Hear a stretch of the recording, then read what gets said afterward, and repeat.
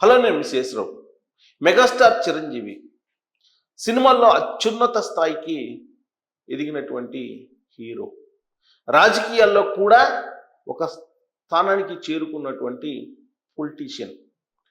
ఆయన చాలామందికి ఆదర్శం. ఆయన అభిమానులు అనేక మంది ఉన్నారు. ప్రాణం ఇచ్చేటువంటి వాళ్ళు ఎంతోమంది ఉన్నారు. ఆయన ఆదర్శంగా తీసుకునేటువంటి వాళ్ళు చాలామంది ఉన్నారు. కానీ ఆయనకి ఏమైందో ఒక్కసారిగా వివాదాస్పదమైనటువంటి వ్యాఖ్యలు చేస్తూ ఉన్నారు కంటిన్యూస్గా. ఆయన తాజాగా చేసినటువంటి కొన్ని వ్యాఖ్యలు మహిళా లోకాన్ని ఆగ్రహం కలిగిస్తుంది. వైఎస్ఆర్ కాంగ్రెస్ పార్టీ ఆ వ్యాఖ్యల్ని పరిగణలోకి తీసుకొని వారసులు అంటే మగపిల్లలేనా, ఆడపిల్లలు ఉండకూడదా అనేటువంటి ఒక అస్త్రాన్ని సంధిస్తుంది వైఎస్ఆర్ కాంగ్రెస్ పార్టీ. మరొక కామెంట్ ఏంటంటే ఆయన తాజాగా చేసింది, ప్రజారాజ్యం పార్టీ ప్రతిరూపమే జనసేన అని అన్నారు. ఆ మాట అనగానే వెంటనే సోషల్ మీడియాలో ట్రోల్స్, ప్రజారాజ్యం పార్టీ కాంగ్రెస్ పార్టీలో విలీనం అయిపోయింది, మరి జనసేన పార్టీ బీజేపీలో విలీనం అవుతుందా అనేటువంటి మీమ్స్ తోటి ఆయన్ని ట్రోల్ చేస్తూ ఉన్నారు.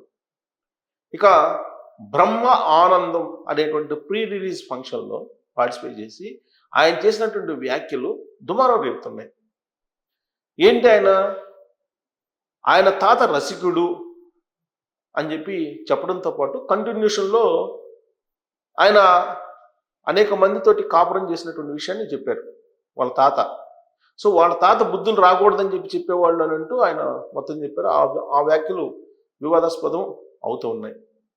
ఆ తర్వాత తన చుట్టూరు ఇంట్లో ఆడపిల్లలే ఉన్నారు, నేనేదో ఆడపిల్లలు వార్డెన్లాగా ఫీల్ అవుతూ ఉంటారు ఇంట్లో కూర్చొని, కనీసం చరణ్ ఈసారైనా మగబిడ్డను కను, మన ఫ్యామిలీ లెగసీని కాపాడు అని చెప్పేసి ఆయన ఆ వేదిక మీద నుంచి మాట్లాడటం అనేది ఒక పెద్ద దుమారాన్ని రేపుతోంది. సో ఆయనకి ఏమైందో తెలియదు కానీ మొత్తం మీద ఏజ్ ఫ్యాక్టరా, ఆల్మోస్ట్ 70+ వచ్చేసాడు. మరి ఏజ్ ఫ్యాక్టర్ వల్ల ఆ విధంగా మాట్లాడుతున్నారా, లేదంటే బోల్డ్గా మాట్లాడచ్చు కదా, తప్పే ఉందని చెప్పేసి మాట్లాడుతూ ఉన్నారా, సినిమా వేదిక కాబట్టి ఎంటర్టైన్ చేయడానికి మాట్లాడాలి కాబట్టి మాట్లాడుతున్నారా? సహజంగా చిరంజీవి గారు ఆచితూచి మాట్లాడుతుంటారు, అందరి వాడిగా ఆయనకి పేరుంది. అలాంటి చిరంజీవి గారు గత వారం రోజుల నుంచి చేస్తున్నటువంటి వ్యాఖ్యలను మనం కనుక పరిగణలోకి తీసుకుంటే అవి వివాదాస్పదం, సంచలనం, కొన్ని జిగుప్సాకరమైనటువంటి వ్యాఖ్యలు కూడా ఉన్నాయని చెప్పడంలో ఎలాంటి సందేహం లేదు. మరి వీటిని ఖచ్చితంగా ప్రత్యర్థి పార్టీలు అస్త్రంగా చేసుకుంటాయి. పైగా అందరి వాడిగా పేరున్నప్పటికీ కూడా మెగాస్టార్ చిరంజీవి గారికి ఆయనకి శత్రువులు ఉన్నారు. వాళ్ళు ఇప్పుడు ఈ వ్యాఖ్యల్ని అడ్వాంటేజ్గా తీసుకుంటున్నారు. సోషల్ మీడియాలో ట్రోల్స్ చేయటంతో పాటు మీమ్స్ కూడా వదులుతూ ఉన్నారు. ఎర్రి డాష్ డాష్ డాష్ అంటూ మాట్లాడాడు ఆయన. ఆ మాట నేను కూడా అంటానికి నాకు రావట్లేదు. యాక్చువల్గా ఆయన ఎర్రి డాష్ డాష్ అన్నారు. డాష్ డాష్ అంటే మీకు తెలుసు, నేను ప్రత్యేకంగా చెప్పవసరం లేదు. అలాంటి వ్యాఖ్యలు చేసి ఇప్పుడు ట్రోల్స్కి గురవుతున్నారు ఆయన.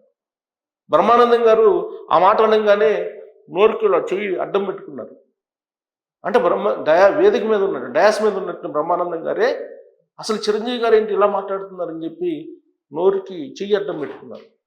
సో ఇలాంటి వ్యాఖ్యలు చిరంజీవి గారి నోటి నుంచి వచ్చాయనంటే అసలు అది ఎందుకు జరుగుతుంది, చిరంజీవి గారికి అసలు ఏమైంది అనేటువంటి కొన్ని అనుమానాలు కూడా వస్తున్నాయి. ఏజ్ ఫ్యాక్టర్ వల్ల ఆయనకి మతి తప్పిందా అనేటువంటి వ్యాఖ్యలు కూడా ఇప్పుడు సోషల్ మీడియాలో వస్తున్నటువంటి సిచ్యువేషన్. ఇప్పటికీ నేను రాజకీయాల్లోకి దూరంగా ఉంటున్నాను, కానీ రాజకీయాలు మాత్రం నన్ను వదలట్లేదని చెప్పి గతంలో ఒక సినిమాలో డైలాగ్ ఉంది. కానీ దానికి క్లారిటీ ఇచ్చేశారు. రాజకీయాలకు దూరం, రాజకీయాలతో సంబంధం లేదు నాకు, ఏ రాజకీయ పార్టీకి అనుగుణంగా ఉండను, ఏ రాజకీయ పార్టీలకు వెళ్ళను, కేవలం కళామ తల్లికే పరిమితం అని చెప్పి ఆయన సీరియస్గా చెప్పారు. అనిల్ రావుపూడి గారు కూడా ఒక కొత్త సినిమా ఆయనతో తీయడానికి రెడీ అవుతున్నారు. బ్రహ్మ ఆనందం అనేటువంటి ప్రీ రిలీజ్ ఫంక్షన్లో అనిల్ రావుపూడి డైరెక్టర్ ఆయన కూడా పక్కనే ఉన్నారు. చిరంజీవి గారు మాట్లాడుతున్నప్పుడు ఆయన కూడా ఆశ్చర్యానికి గురయ్యారు. ఆయన చేసినటువంటి వ్యాఖ్యలను విన్న తర్వాత చిరంజీవి గారు ఏమన్నారనేది నేను వీడియో ఉంది కానీ ఆడియో వినిపిస్తాను. కొన్ని 1, 2, 3 నేను చూపిస్తాను. మిగతావి ఉన్నాయి బట్ అవి నేను రివీల్ చేయదలుచుకోలేదు. ఇప్పుడు నా దగ్గర అందుబాటులో ఉన్నాయి చెప్తున్నాను, నేను వినిపిస్తాను ఆడియో, అది ఒకసారి మీరు వినొచ్చు. ఆయన నెల్లూరు వాసి కానీ మొగల్తూరులో సెటిల్ అయ్యి అక్కడ స్టేట్ ఎక్సైజ్ ఇన్స్పెక్టర్ రిటైర్ అయ్యారు. అండ్ ఆయన నీకు ఎవరు పోలికలైనా ఎవరి బుద్ధులు రావచ్చు కానీ ఆయన బుద్ధులు మాత్రం రాకూడదు అనేవాళ్ళు. అది ఎందుకంటే ఆయన రసికుడు. వాళ్ళ తాత గురించి చెప్తున్నాడు, రసికుడు అని. ఇంట్లో ఉండేవాళ్ళు నాకు 2 అమ్మమ్మలు. వీళ్ళిద్దరి మీద అలిగితే 3వ వ్యక్తి ఎవరు ఒక అన్ని కోల్పోయిన ఒక వ్యక్తి అని ఒక జాలి పనేది ఆవిడ దగ్గర అయ్యారు. అలా 3 మనకు తెలిసి 4, 5 ఉన్నాయో మనకు తెలియదు. నువ్వు ఈ ఫిలిం ఇండస్ట్రీకి వెళ్తున్నావు, అవకాశాలు ఎక్కువ ఉంటాయి, జాగ్రత్త. ఆయన మాత్రం ఆదర్శంగా తీసుకోవాలి. నేను తీసుకోలేదమ్మా. సో చిరంజీవి గారి తాతగారికి 2 భార్యలు ఉండేవాళ్ళట. మళ్ళా 3వ లేడీ ఎవరో ఉంటే మానవీయ కోణం నుంచి ఆలోచించి ఆవిడకి కూడా దగ్గర అయ్యాడంట. మరి 4 ఉన్నాయో లేదో తెలియదు కానీ అని చెప్పి చెప్తున్నారు. దీన్ని ఇప్పుడు ట్రోల్ చేస్తూ ఉన్నారు సోషల్ మీడియాలో. ఈ బుద్ధులు పవన్ కళ్యాణ్ గారికి వచ్చినాయి అని చెప్పేసి వైఎస్ఆర్ కాంగ్రెస్ పార్టీ సోషల్ మీడియాలో వైరల్ అవుతున్నటువంటి ఒక న్యూస్ ఇప్పుడు. సో చిరంజీవి గారు మరి ఇలాంటి వ్యాఖ్యలు ఎందుకు చేశారు అనేది ఒక పెద్ద క్వశ్చన్గా ఉంది ఎవరికి, అభిమానులకు కూడా.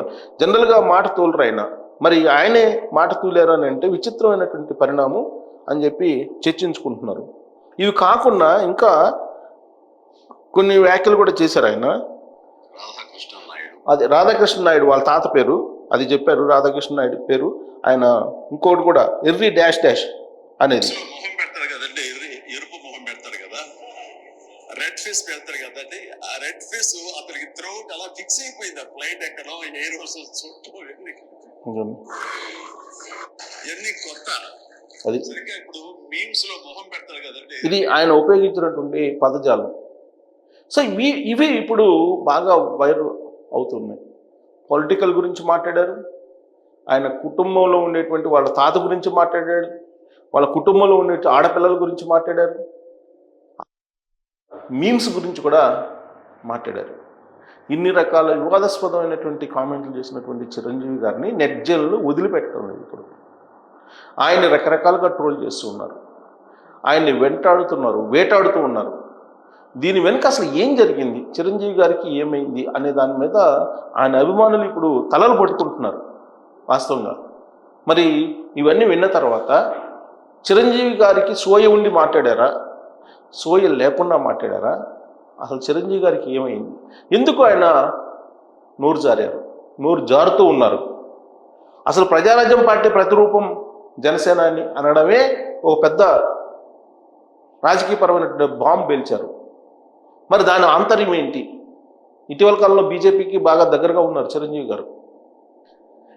ఇలాంటి అంశాల మీద చాలా చర్చ జరుగుతుంది సోషల్ మీడియాలో.